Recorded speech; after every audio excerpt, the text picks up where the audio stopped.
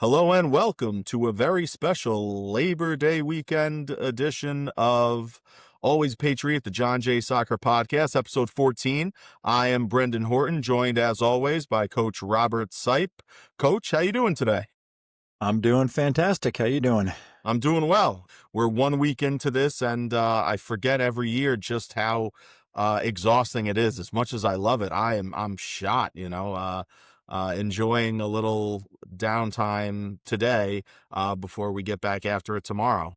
Yeah, it's a very tough week, right? With the double sessions and just the stress of making the selections, and it's tough. It's tough to figure out where to draw that line and who we should take and who we shouldn't take, and trying to be fair to the kids, trying to be fair to the program, and select the best players, and you don't want to take kids that aren't gonna play.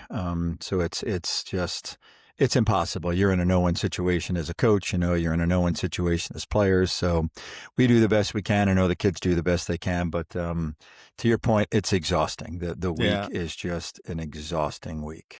Not that, I'm looking for any sympathy or anything like that, but it is. We really agonize over these selections and go back and forth and really try and do as best as we can. And like you said, you're not going to make everybody happy, but at the end of the day, I think I feel good about the players that we selected. I think that we did a good job. I think we did a thorough job analyzing who can help us win games, who can help us at practices, who is going to help our JV team with Coach Axe and stuff like that. So I'm happy with the choices that we made, but it really is agonizing, and we lose sleep. And again, I'm not looking for sympathy from anyone, but it is the truth for sure. Yeah, we have so many good players, right? All you have to do is drive down Route 52 on a Saturday morning and see just how many kids play soccer in this area. And it's heartbreaking that we can't have all those players represent John Jay High School. But it is so tough on us to make those selections, and so tough on the kids too. I know it's stressful for them. But to your point, I mean, we've got some really good players. Our JV team is just, I think, an awesome team, and a lot of credit goes out, to these club coaches, not only in East Fishkill, but throughout, the area, that just provide us every year with so many good soccer players, as they do to Arlington and Ketchum and all the other teams in Section 1. Just soccer is so strong in this area. But just a special shout out to Brian Fulton and Kurt Jesman and the guys that coach their East Fishkill travel team through the years, man, because we are benefiting from their hard work as coaches. Our JV team has so many skillful, talented, intelligent, smart soccer players. And I believe Brian is the head coach of that team. I can't say enough good things about the job he has done. Those JV players are so incredibly talented. Yeah, he's definitely coached, I think, the vast majority of them, at least at some point, more on and off. And I mean, to his credit, our JV team is unbelievable talent-wise. They really are. They have such an unbelievable understanding of their spatial awareness and how to move the soccer ball, high IQs on them, much more so than any of the JV teams I think we've had in my 11 years here. They're really good. They're very small, but they are really good soccer players, and I'm really excited about our future with them coming up in the next couple of years, because they're really good. They're really good players. Yeah, it'll be interesting to see how successful they are at the JV and at the varsity level, because, like you said, they are small, so that's definitely going to be an issue. But they got everything else, they really do. They are so incredibly talented, man. It's a good group too. Really nice kids too, right? Led by Maddox Fulton. I mean, what a super awesome kid. I anticipate a ton of success for them this fall. They've the path for them is paved if they can just work cohesively and do their jobs and fulfill their roles that Coach Axe has for them. And I'm really excited to see what they're able to accomplish this fall. That's good. You're more confident than I am. I think we've got to get him in the weight room, got to get him a little stronger. Listen, the best player that we've ever produced at John Jay, Jeff Mateo, is not tall by, any measure. So, but he was so strong, Jeff, But yeah, to your point, I mean, they are incredibly talented, and yeah, as long as they can, withstand that, physical nature of high school sports, they will be awesome. So, Listen, we had Zach Rabati 2 weeks ago telling us that it was his great point. biggest regret, right? The single biggest regret he had before going and playing at Marist was not getting in the weight room and building strength and bulking up a little bit. So I think it'll be for sure a point of emphasis for us to make sure that that is something that we're putting on them, even more so than we started this past winter, but even more so going forward, to really make sure that we're producing players that are strong and able to maybe play beyond their size. Yeah, and listen, size isn't everything, right? I mean, Lionel Messi, probably one of the best players ever, is not exactly tall. Jeff Mateo, best player to come through John Jay. So size isn't everything, but yeah, you got to be fast. You got to be smart to avoid that physical contact, and you got to be strong. But regardless, it's a great group of kids. And yeah, the future is very bright, and I think Coach Axe will do a great job with them this fall. Really looking forward to watching them play. I think they open up on Tuesday, and I had turned to you, and I was like, oh yeah, let's we don't play on Tuesday. Let's watch, the game on Local Live or whatever Local Live is called these days. And we were going to announce it, like we like to do at least one of the JV games. But then you had reminded me we are scrimmaging Fox Lane on Tuesday. Yeah. So I was disappointed that I wasn't going to get a chance to see them play. But we'll definitely catch some JV games this fall. And it's a good group, really good group. For sure. And it would have been a great opportunity, but we have a great opportunity to go in and see our guys play. And as excited as I am for the JV team, I'm really excited for our varsity team as well. I think that we've got a really talented group of strong and solid players who continue so far through 1 week of this to be very coachable, like we said all summer, to be hardworking, to really try and buy into what we want them to do. And that's what I've seen through, 2 days of tryouts and 3-4 days of practice. So far, so good, as far as I can tell. Yeah, and I'm looking forward to that scrimmage on Tuesday at Fox Lane. Thursday, we're going to go scrimmage Brewster, and then Saturday we open up at Carmel. So we've got a good week ahead of us. I'm excited too. We'll see how we match up against some of these Putnam and Westchester teams early, and excited to get going. You want to go through the roster here? You want to start with the goalies? Want to start with our keepers? Yeah, we have 3 very talented goalkeepers. The first one I'll mention is Tyke Johnson, and he's coming back as a senior to our program after playing MLS Next last year, and he's fantastic. He's super athletic. He's great with the ball at his feet. He's got great hands. He's got great reaction. He's got some bounce to him and plays off his line, plays aggressive, and it's just really, really impressed me. Yeah, he's awesome. I can't remember in the 27 years that I've been at John Jay coaching, now the 28th coming up here, I can't ever remember our goalkeepers being this deep, right? I mean, Yeah. just 3 great goalkeepers. Tyke Johnson, like you said. Nasso is fantastic. How good was he for us last year when we brought him up, and Carson got hurt, and Braden Cole too. Braden Cole was injured last year as well, and he's back healthy this year. So yeah, we've got 3 real good ones. Other years, if these guys were spaced apart, they could have all been number 1 goalkeepers in no different doubt. years for sure. So we're very, very fortunate to have that level of depth and that kind of a goalkeeper room. Because they all seem to get along well. They all seem to train well together. So that's really exciting, because having difficulties in the net can really, really hold you back from achieving, and we don't have that at all. Yeah, it's a great point. If they, they say timing is everything, right?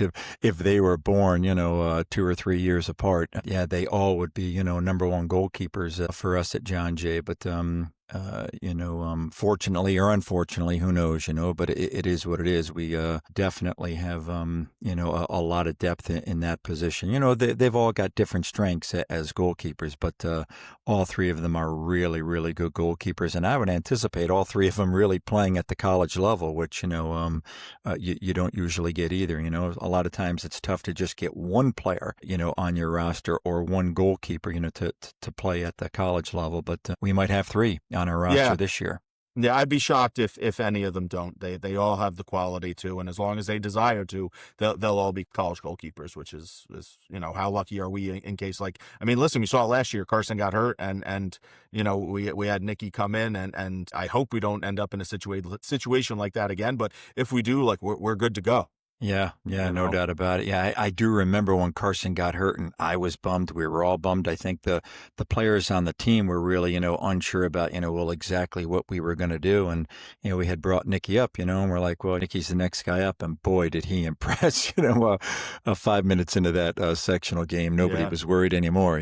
So yeah, it's a good group. And then in front of them, I think we've got some pretty good defenders, right? I'd have to say, led by Uriel Bachwe, right? Yeah. Returning all section player for us. Yeah, Uriel has looked great. He's gotten even better with the ball and cleaner and smoother. He's fast. He's a good, solid defender. Plays simple. We're very lucky to have him anchoring the back line. And other good defenders too. We have Justin Brankamp, who's returning as a senior, who has really elevated his game over the last year. We have Brandon Lenane sliding into the back line. He had played some CDM for us last summer, but plays center back for club, so we'll be playing him in the back. We have Dom Daglia returning. We have Jacob Matthew coming up, who's just looked fantastic. Was really, really good in our early session yesterday, where we were playing some half field 7v7. And we have some seniors joining as well. We have Brandon Parker. We have Darren Graveline. We have we have some good strength and depth back there as well. Yeah, I'm excited about that group. I'll tell you, I love Lenane. I personally think he's a midfielder.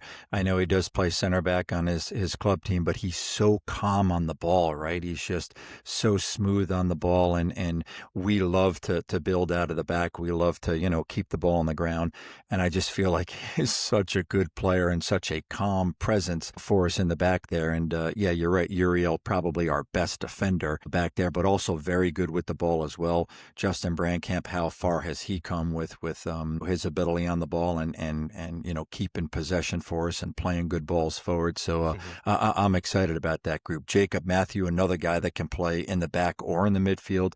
Yeah. Really, really good defender. He was one of Coach Axe's best players last year on the JV team. Like with the goalkeeper, we've got a lot of depth in the back. Looking forward. In that group, we have, and a lot of times we struggle here, a lot of guys who are good in the air too.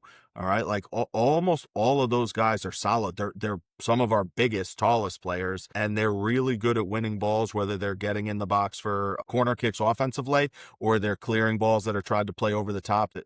That's something that we don't have every year that we do have this year. So, and we play against so many teams that really try to play up over the top and direct that, they're going to have a tougher time, I think, doing that than in many other years that we've been together. Yeah, it's a great point too. And just going back to the goalkeepers, we were doing some fitness activity with Coach Fulton the other day, and just to see Tyke Johnson's vertical leap, I mean, he can really get up and get after balls as well. So anything served into the box is usually a nightmare for us.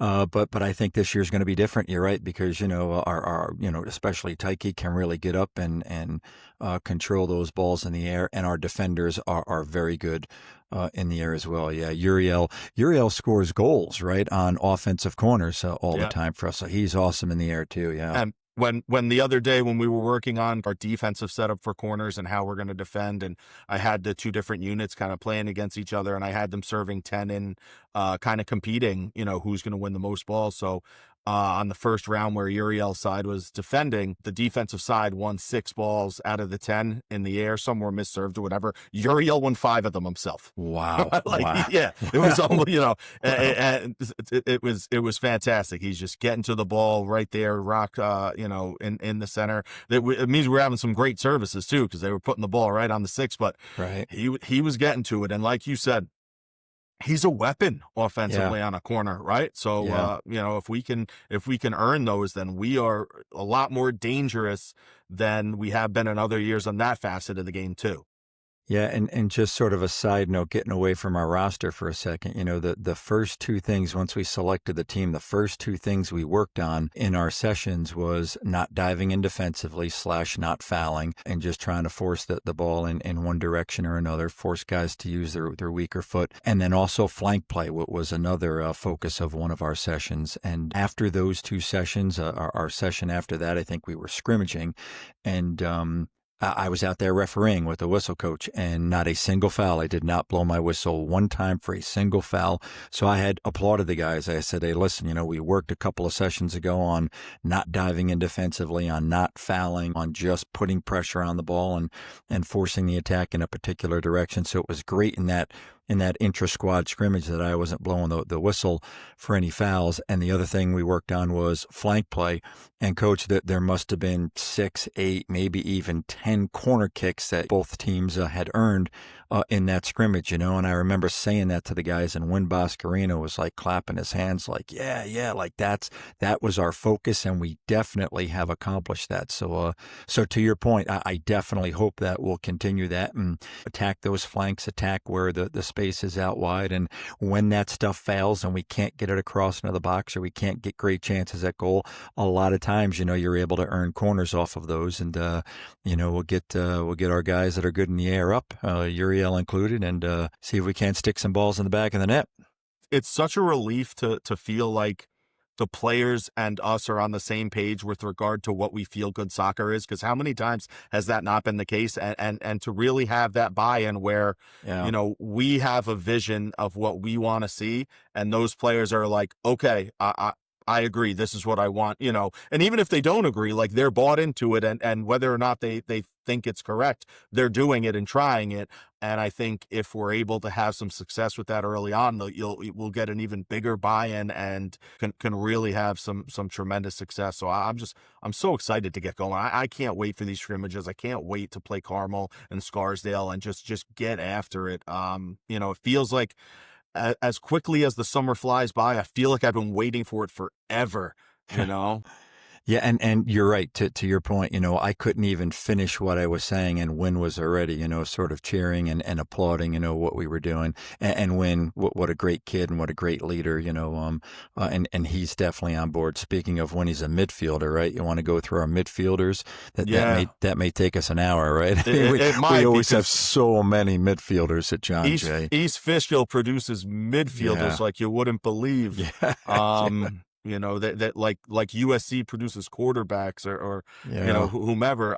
But we are bringing back Win Boscarino, who played at holding midfielder spot for us last year, and we're playing Logan Matthews there, who's just fantastic. Yeah, I think stop right there, right? I think those two guys are just key midfielders for us. So Logan's been fantastic all spring, summer, and preseason long, and Win too is just such a good kid, such a solid player in the middle of the field. So yeah, I think the midfield group is definitely led by those two guys, Logan and Win. Of course, you got Justin Ortiz as well. You've got Sean Vibrock, he's such a great player for us returning. Justin Ortiz, did I mention him? I don't know. Lucas Reverso coming up from the JV team. Lucas is a great story too, because last year we had offered him a spot on the varsity team, but with minimal playing time, or he could go down to JV, and you never know, what players choose there. But he chose to play JV last year. But boy, is he a solid player for us this year in the midfield. Yeah, he really benefited, I think, from getting all that playing time. And like you said, for some guys it's different. Some guys choose to come up and they want to train with us every day. Some guys choose to stay down and get playing time. It's really all about what players value. And it's nice when players choose the right choice for them and it works out. It's what we want. 2 years ago, Sean Vibrock came up. When we made that same offer to him, and it worked out for him. And last year, Lucas stayed down, and it worked out for him. So it's really a case by case thing. But Lucas has been so impressive. He's been good in the air. He's very dangerous. I think his fitness and speed have taken steps in the right direction. and he's got a long throw in. He's going to Yeah. be really good for us. So it's nice because we have these midfielders and we play with a ton of them, and they're all able to kind of fit into different roles. Like, we talk about Logan and Wynn are really, really good players. They're awesome distributors. They're good defensively. Then we have Lucas and Justin and Sean, who are just dangerous players who can turn just about anything into a goal. And I mean, so can Logan, but just, being able to fill a specific spot with them and not trying to fit square pegs in round holes all the time has been really, really good. So those 5 guys working their way through the middle of our midfield, and then looking out wide, we had Chris Malacone, who we've said how many good things about over the last 2-3 months. To see him make our squad for the first time, he is so locked in and focused at practice. I think we may have no one more bought in than him to everything. I mean, from our warm up, we were doing just some triangle passing type warm up stuff, and he's so into it. Sean Vibrock too, just so into being clean and getting it right, and just really, really good stuff. Also out wide, we have Michael Versace returning for his senior year. He played a bunch of different roles for us last year, but I think that outside mid spot is where he's probably the most valuable, the most useful, and where he'll find some place to play. We have freshmen. We took a freshman, coach. Yeah, we did. Which, so I've been here 11 years. I know you've taken several. You took 1 or 2 when I played for you. The last freshman we took, or the only other freshman in time I've been with you, was Grant Bryant, who started for us for 4 years, and Aditya Chanamseti, who we took. I mean, he looks really good. He Yeah. looks really good. He is as good as all those fantastic JV soccer players we were talking about at the beginning of the show, but he's big. He's like 5'10". He's got a little bit more physically. So I mean, while they're all pretty much on the same page, technically speaking, Aditya has unbelievable speed. He has unbelievable fitness. He's really, really fantastic with the ball. He's really, really interested in learning. He was second on our team in our beep test with like, I think 64 or something like that. Chris Malacone, who I mentioned before, at 67. And we're asking these guys to basically play from end line to end line. So that's the level of fitness that we need out there. And then just one more outside mid I want to mention, Julian Lurs, coming up from the JV team, has really impressed. He's able to keep the ball, control the ball. He's fit. He's fast. He defends pretty well. He's a little bit undersized, but I think we're going to find some time for him, find some place for him. And even if it's not a ton this year, I mean, I think next year he'll help us a ton. We got some good guys out wide and in the middle, coach. Yeah, let's stick with the guys on the outside. It was, I think, us pushing, primarily you pushing, but both of us pushing the track and having these players run track, and definitely kids like Chris Malacone, Michael Versace, Julian Lurs, have definitely benefited, from getting on that track and running. And Chris Malacone, one of my favorite kids for a long time. He played on Austin's travel soccer team in East Fishkill for years. I just always loved his work rate and his effort, and we're definitely seeing it pay off with him being on our team, and he's going to get some good time for us this year. Yeah. Up and down that sideline. And you're right, he won that fitness test, that beep test, just so impressive with his work rate and his desire. I mean, he is just such a fit, strong kid.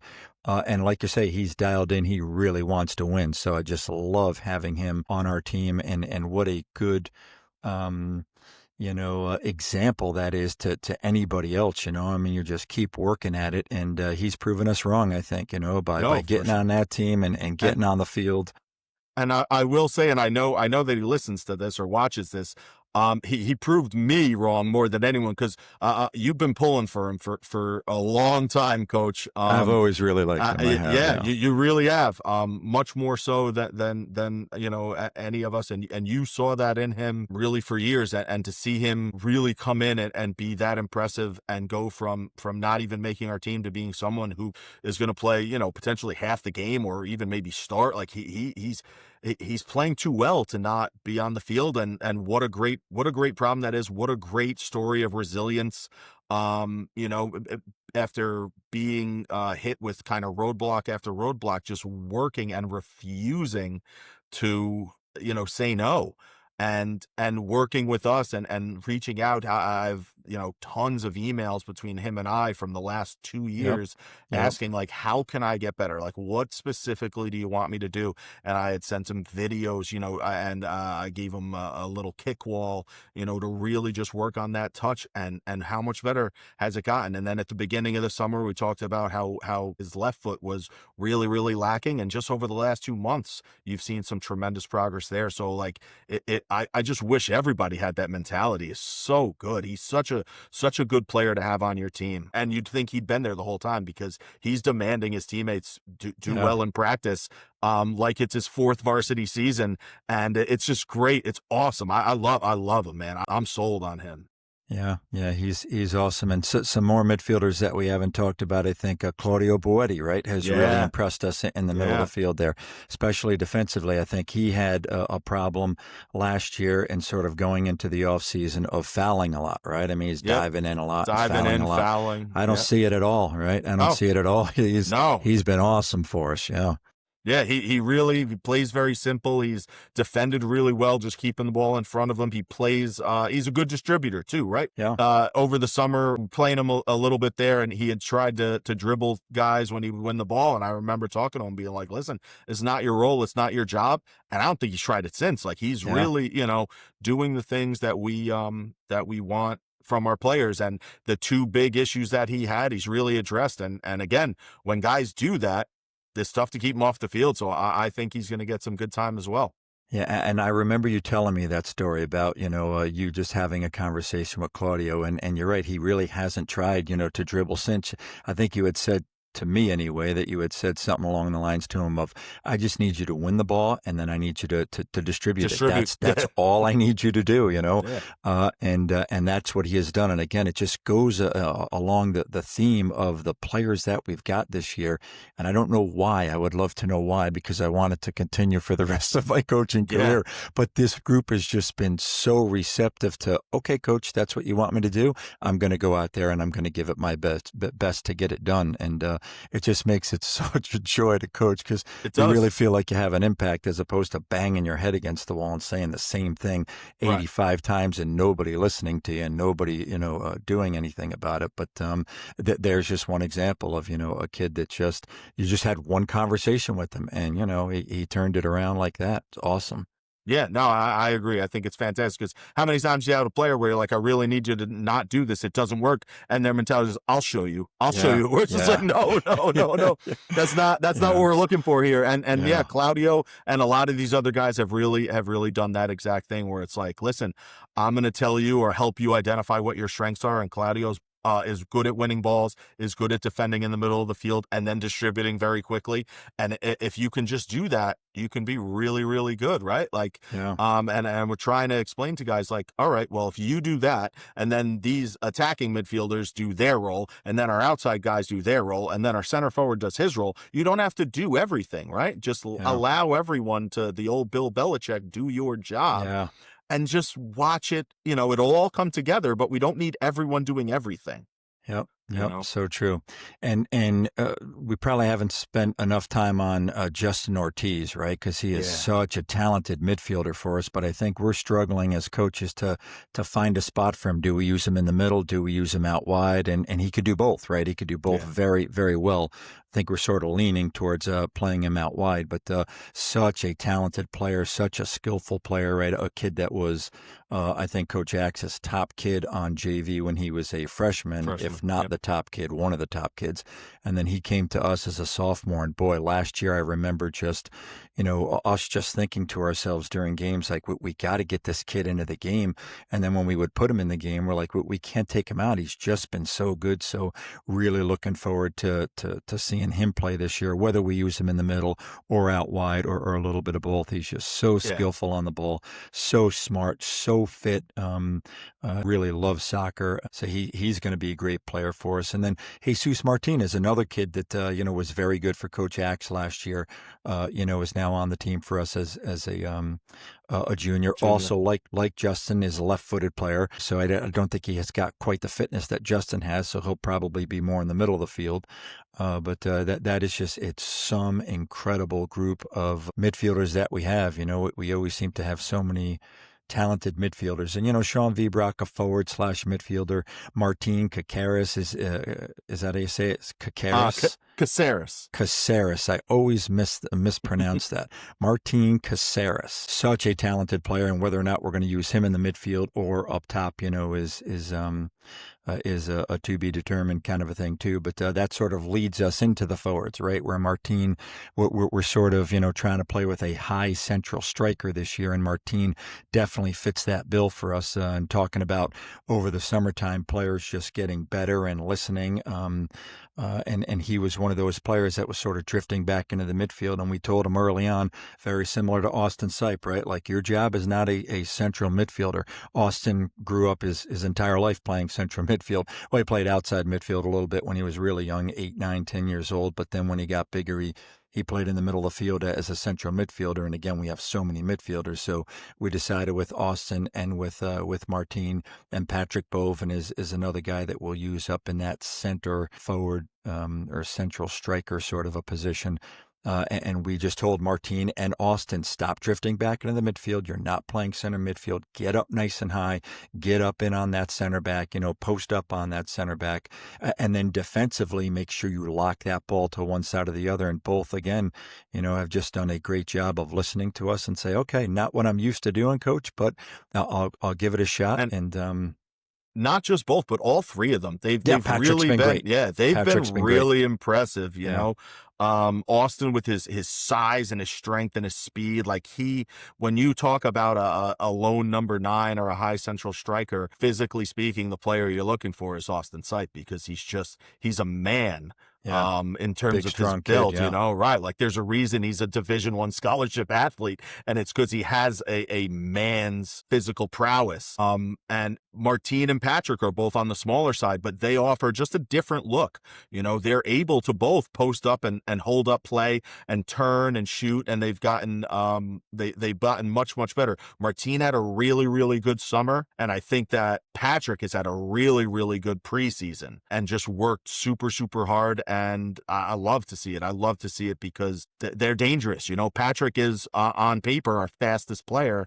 We're wearing those Stat Sport trackers, and nobody's run faster than him throughout the summer in terms of just your top speed. We have some guys who are close, but man, he can beat you, and he can finish. And we've been working, or you have been working on finishing with them and stuff like that. So I'm excited to see what they offer us up top, because we talk a ton about how talented we are in the midfield, and we have a million of them. But at the end of the day, right, it's about putting the ball in the back of the net, and whether or not it's our center striker doing that or working off of them and having them hold up play and facilitate, a lot of it's going to come down to their ability to be successful there. And I'm optimistic about it for sure. Yeah, it's we talked about Chris Mollicone winning the beep test for us. Austin Seipp won the strength test, right, with our bench press. It wasn't even close there, and like you say, not a surprise at all. He's a very big, strong kid, and he's got some really good wheels too. But I have spent a lot of time with Austin, Martin, and Patrick, because really all three of them are playing out of position, in my opinion. Even though Patrick as a forward his whole life, and I think Martin has played forward his whole life, but they've played it as a different style of forward. I think Patrick plays more of like a winger in a 4-3-3, and Martin probably plays like a false 9 dropping back in behind. You know, so it may be the same position on paper, but it's a different role for sure. Yeah. And just feeding balls into those guys and having them turn and get shots on goal, like you say, having them just hang on to the ball and occupy the center back, and then lay it off to, again, the slew of midfielders that we have coming forward. So it's a good group. It's been a lot of fun working with them this first week. Like you say, exhausting from a tryout standpoint, but I'm very happy to get the team together, and we'll see how that first scrimmage goes on Tuesday at Fox Lane. Fox Lane's got a great team, right? I mean, they were in the AA finals last year, and they beat us in the Osning finals for the Summer League this year. So looking forward to that. And then we open up against Carmel. So it's finally here, Coach, like you say. Thank God. It's been a Yeah. long time coming from back in January when we started in the winter. And we introduced the weight room with Coach Axe. Coach Axe given 2 hours of his time. Again, you and I don't get paid. He didn't get paid for that. 2 hours in the weight room with these guys, working with them, trying to get them stronger. And, it's just been a long time from January now, 8+ months since we're ready to rock and roll for this week. So I'm sure there'll be some ups and downs for the season. I'm sure, there'll be some times where we struggle a bit, but it seems like a really good group. It's been a lot of fun, I think, for you and I coaching. It's been a lot of fun for you and I talking about on our 14th podcast here, episode 14. So I'm really enjoying this too. I think that this is going to be a really good outlet for us to deal with some of those, hiccups and thunderbolts and things that come in, just to kind of get it out. I don't know, verbally, or even to look back and be like, well, how did we talk about this? I'm really interested to see how it is a tool, not only for players, but for you and me, to move forward and address any issues or road bumps that we have. Yeah, it's been a lot of fun to do. I think it's been a lot of fun just to talk about coaching, just to talk about high school athletics, talk about our players. I know.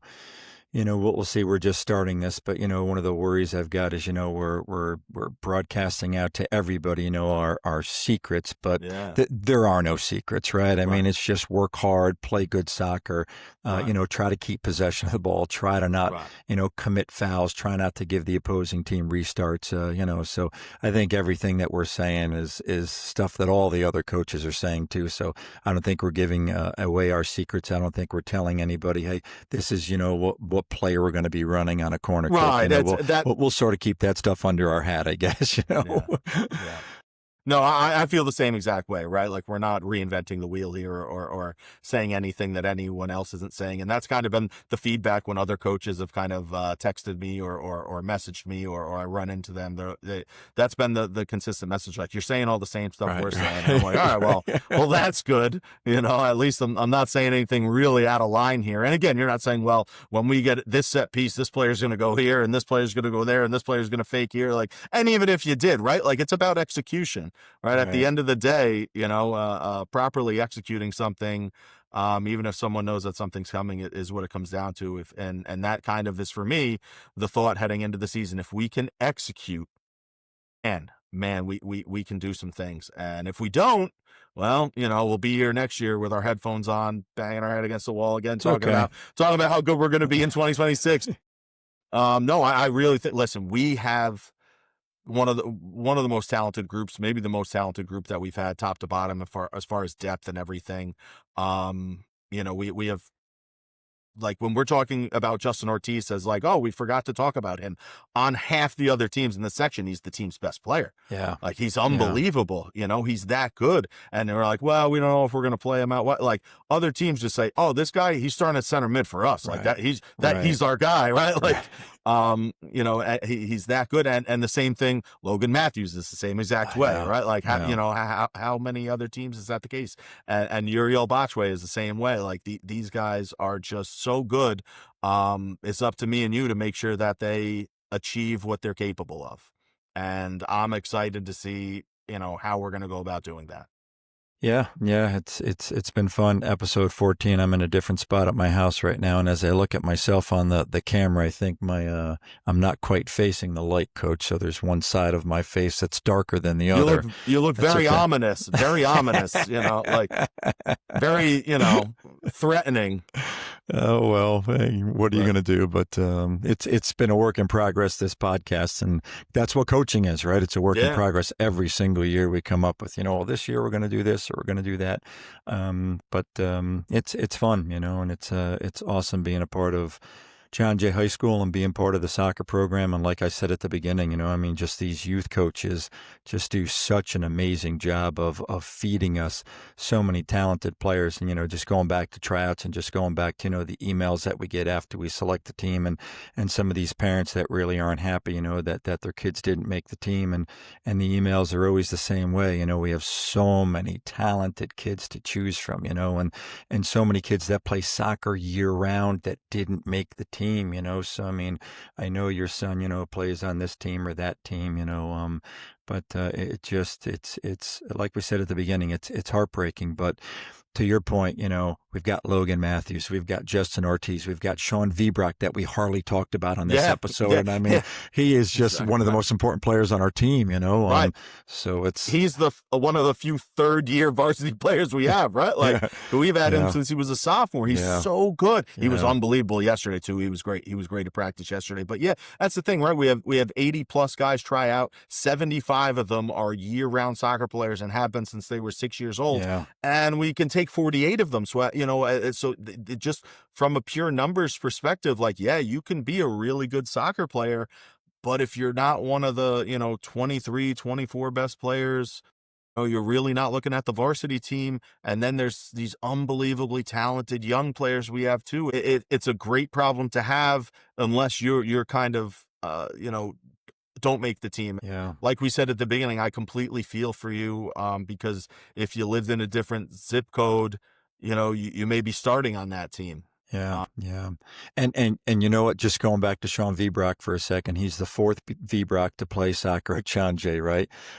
He's such a good, talented player. So if you're an opposing coach watching, keep your eye on Sean Vibrock. I think he's going to have a really good season this year. He was great for us last year. To your point, he was great as a sophomore, didn't play early on, but gained playing time his sophomore year as it was winding down. And he And probably we played him at outside back. Yeah, he probably We deserved to played him play at outside more back. too Yeah. as a sophomore than we did because we were sort of, feeling bad for some of the seniors that he was, taking time away from. But he really deserved to play more as a sophomore. So if you're an opposing coach, yeah, keep your eye out for Sean Vibrock. He's gonna have a really good season, no doubt in my mind, no doubt. Yeah, he's good. Yeah, yeah. All righty, Coach. So that puts a wrap on week Episode one. 14. Yeah, episode Week one. in Yeah, the- yeah, Episode 14, week 1 in the yeah, books. yeah, By the time we're here next week, we'll be talking about not only our scrimmage, but probably our game with Carmel as well, right? Probably yeah. probably record that evening, and hopefully we're looking at 1-0, ready to take on Scarsdale, and in this same jovial mood, and not sitting here like this going, what happened? We thought we had it all figured out. But we'll see. It's so tough, right? Carmel. I mean, when's the last time we beat Carmel at Carmel? I don't know. It's been 3-4 years ago. It's been a very long time. They have such a good team. They are big and strong, and their field is so small, so that complicates things for us. We just don't have the space, to move the soccer ball. And it's always such a tough place to play at Carmel High School. It really is. And then, after that, after that game on Saturday, on Monday. Oh, by the way, you're going to travel down to Scarsdale. What are they? Three years in a row they won Section 1 and state champions. So I mean, 2 of those, right? Yeah. We've got our work cut out for us. There's no doubt about it. But, yes, we do. It's exciting. It's exciting. It is. Listen, I wouldn't have it any other way. I'd rather that anytime than go, and just Beat have up on a teams, non-competitive game. Right. Yeah, I want to watch good soccer, and regardless of the outcome, we play good games with Scarsdale and we play good games with Carmel. I'd like to come out on the right side of them. But I think we have the talent to do it. I think we have the guys. They're bought in, and I'm excited to see if all of these things, the groundwork that we've been laying, can kind of at least start to come to fruition within the next 5, 6, 7 days. Yeah. All right. Well, listen, good luck to you on Tuesday. I know you've got students down at Walter Pandus High School. Yes, I do.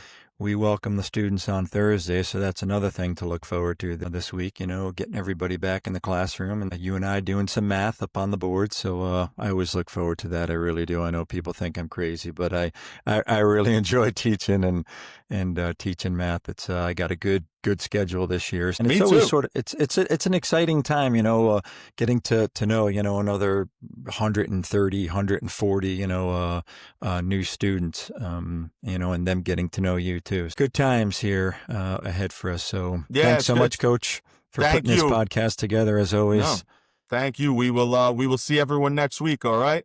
Everybody have a wonderful week. Enjoy back to school, and we'll see you hopefully at 1-0 next week. Looking forward to it. Take care.